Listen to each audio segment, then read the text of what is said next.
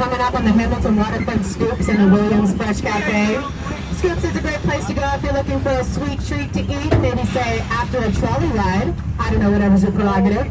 And if you're looking for something a little more bitter, a little more savory, you can head right into Williams, get yourself a lovely coffee or a sandwich, and enjoy it on their fantastic patio. Or you can head inside where there's shade and air conditioning. And honestly, on a day like today, I know where I'd be going.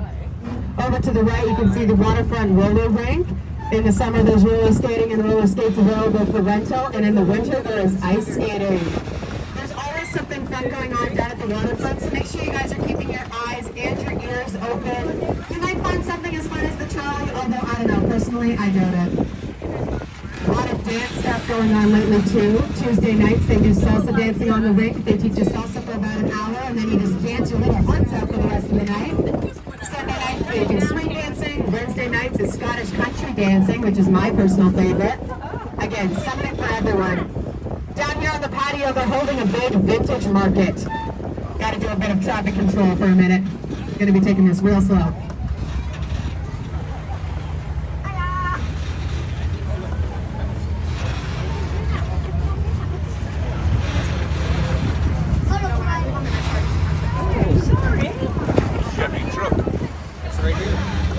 So the big building that's over here has actually been many things over the course of its lifetime.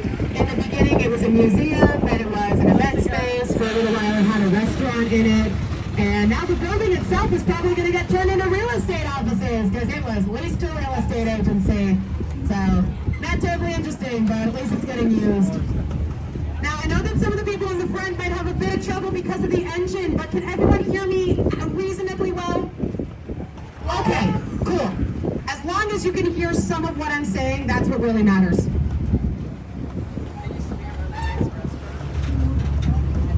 We can't go along the water today because of events that are happening down here, but we're going to go around. There's a lot of new stuff going in at the waterfront. Right over here we have this brand new patio space. Great place to go if you brought your own food or if you just want to take your food where you can have a lovely view of the water while you eat. And as we're coming around here, you're going to see that we have a bunch of empty lots. Woo! Empty lots. Isn't that exciting? That's all going to get turned into condos, which will have a lovely view of the water if you're willing to pay a lot of money for them. Up ahead of us are these two massive domes. Those are monolithic storage domes. Each of them holds up to 28,000 tons of grain. That is a lot of bread or beer. Another cool thing that just came to the waterfront recently, over here to the left, brand new play structure. I haven't been on it, I can't confirm anything, but I hear very good things about it and I trust my sources, so I'm willing to recommend it. And along this wall, on the other side where the water is, engraved in the wall there are the names of rivers and creeks in Hamilton. And all of these brown shingled walls are meant to represent the hulls of ships that used to come into Hamilton Harbor. Over here, a little to the left and up ahead, we got this big yellow metal structure. That's an amphitheater. They'll be holding live events there for the next little while. And on the other side of the yellow structure, you can see that big ship with the 215 on the side. That is the Hmcs Haida, and it is the last remaining tribal-class destroyer that was built for the Royal Canadian Navy in World War II. So the Haida was actually named after the Haida people of the Haida Gwaii archipelago in British Columbia. And the Haida people are known for their artwork, specifically with wood carvings, and the paintings on those carvings. Think totem poles, for example, if you need an image in your head. And Haida is actually an endangered language. There are only about 24 native speakers left in the world. There are revitalization efforts underway, but if any of you guys ever want to contribute to Indigenous causes, please make sure you're checking out the Ottawa Street Indigenous Peoples Centre or the AGH, where they usually have Indigenous art on display. And if you want to check out the Haida ship itself, you can board and tour the boat. It's about $5 for adults. You just pop right down to the buildings next to the Haida. They will get you sorted immediately. I hear that it's pretty cool, or so my history nerd mother says, and honestly, I trust her judgment when it comes to these things. So, once again, I will recommend it to you.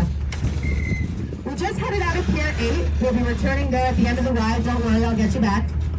If you guys see any little purple flowers down here, those are called chicory. And if you see any flat white flowers, those are called Queen Anne's lace.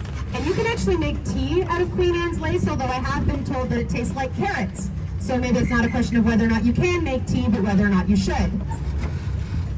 Once again, a lot of new stuff going on at the waterfront. Right now we're coming up on this big construction site. Not terribly interesting unless you find yourself fascinated by piles of dirt, but in the future that's all going to get built up into living spaces, shopping spaces, event spaces, all kinds of spaces. So take a look along the fence as we go down here. You're going to start to see pictures of what it should look like when it's all done. And if you look closely at those pictures, you might catch a glimpse of the trolley, so look out for her. And now, okay, they're telling us that this construction is going to be done within the next 2 to 4 years, but let's be honest, this is Hamilton. And when is construction ever done on time here? So I would take that with a grain of salt. I've already mentioned it. The trolley is quite noisy and a little squeaky. Once again, you guys are perfectly safe. Old Bethany just has aching joints.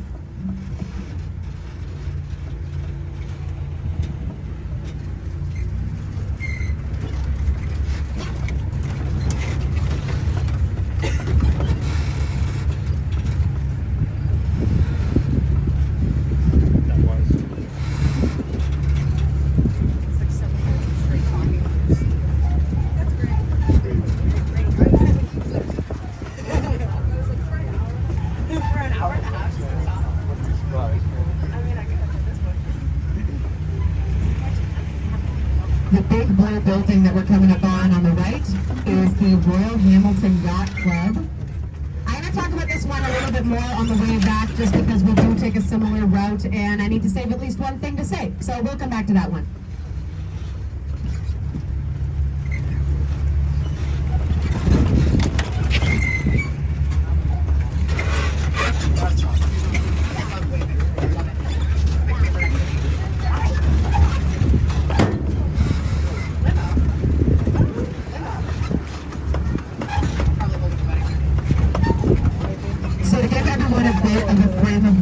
We're currently moving through the Pier 4 area. We started at a Pier 8. The piers that are under construction are Piers 5, 6, and part of 7.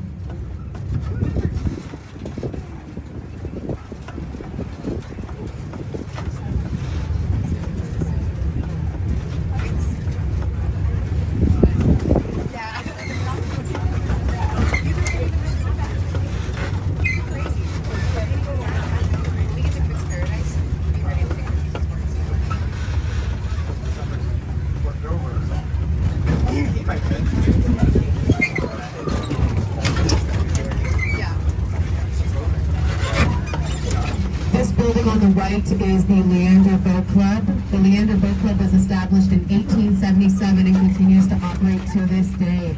So as I'm sure you can imagine, it is a staple of the waterfront. We're about to be heading into Pierfont Park.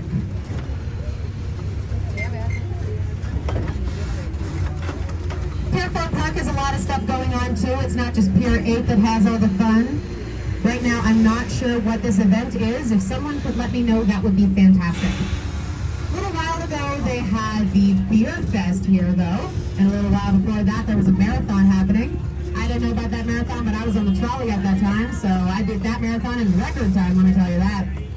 Over here on the left, we have the Bart Thompson building. This is the site of one of Hamilton's original leading industries, which at the time, about 1860s-ish, was pipe manufacturing. It's now owned by the city and houses public restrooms and office facilities.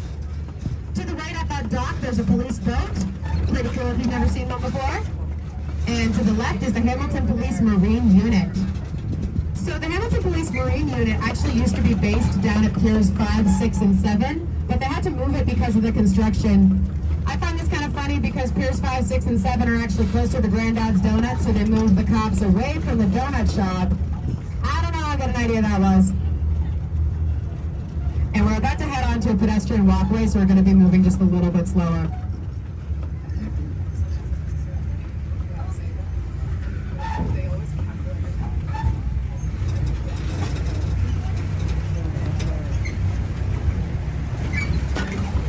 We're now moving alongside of the Yacht Club. Looks like they're having a bit of a barbecue. Hope you guys have a good time. The Mikasa Bay Yacht Club is the home of the world champion Naughty West Dragon Boat team. Those girls move real fast. when we get to the water, I'll tell you guys a bit more about the dragon boat teams. The guy who was waving back at the Mikasa Bay Yacht Club was Greg, one of our boat captains. Lovely guy. If you're ever on the boat, see if you can find him.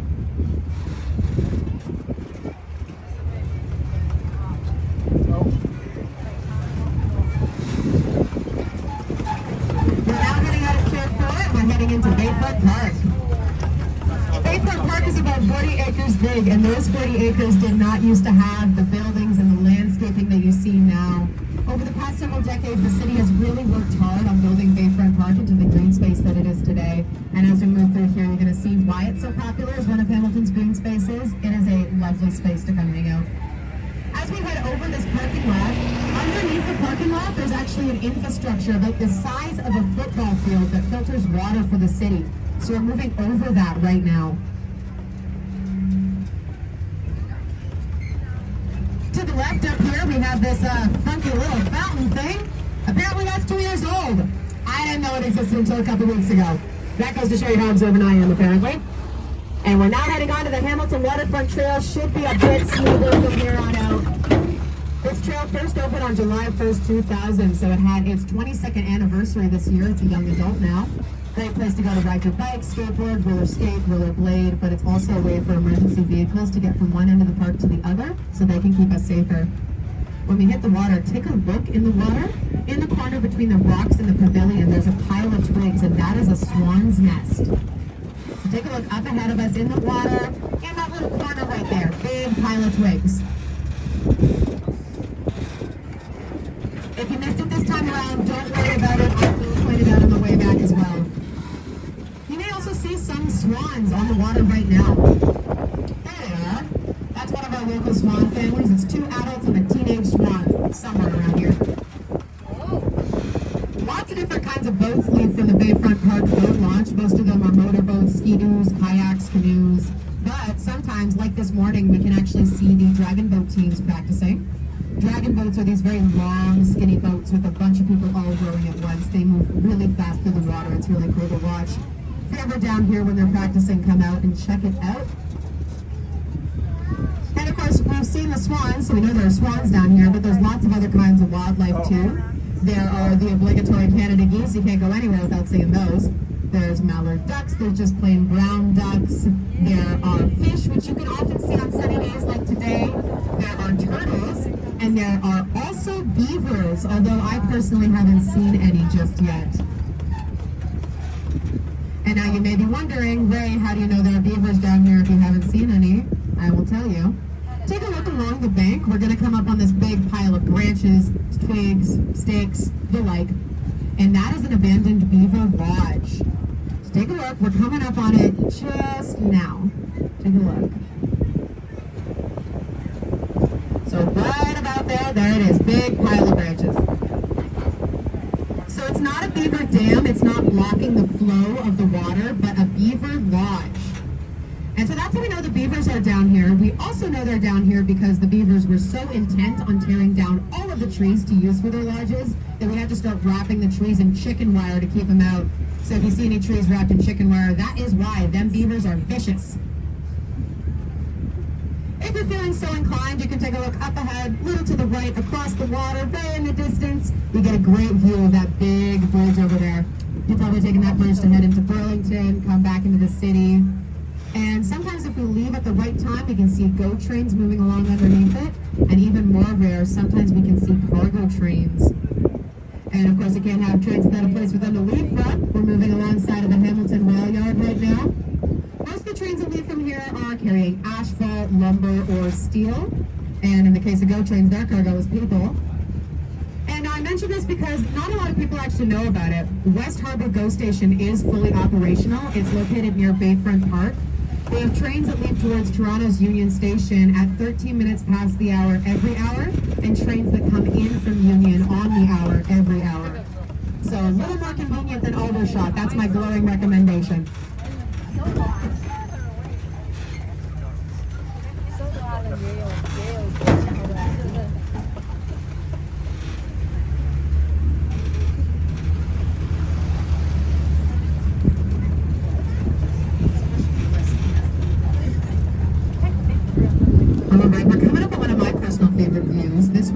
to the left of the trolley this time, so this side. If you take a look up the biggest hill over here, on the top of the hill there's a sort of lookout